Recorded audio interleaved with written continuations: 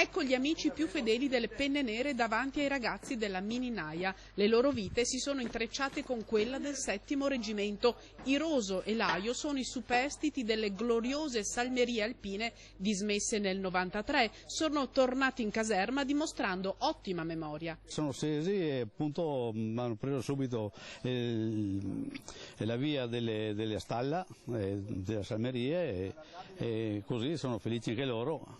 Sono il mio patrimonio, sono ancora 2 rimasti e si va avanti. Quella volta ne ho comprati 13, ora sono rimasto con 2, tutti morti di vecchiaia. De Luca partecipò all'asta degli ultimi 24 muli dell'esercito, riuscendo con altri appassionati a salvarne dal macello 21, ma la tradizione non finisce, entrano nei ranghi Mila, Marna, Orio e Reno che, alla presenza del comandante generale delle truppe alpine, sono stati immatricolati, ci permettiamo dire arruolati con il rito di sempre, un numero rovente impresso nello zoccolo.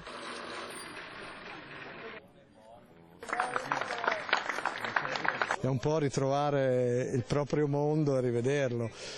Chiaramente i tempi sono cambiati e forse questa nostalgia sta assumendo i contorni di una rivisitazione storica, però la nostalgia c'è sempre. Per chi orgogliosamente cura questi animali, la soddisfazione di mantenere viva la tradizione alpina più vera. I muli hanno aiutato gli alpini sia in Africa, sia in Grecia, sia in Russia. Chi è che portava la posta, chi è che portava le munizioni, chi è che portava il mangiare nelle cime in alto? Solo i muli potevano arrivare con qualunque tempo.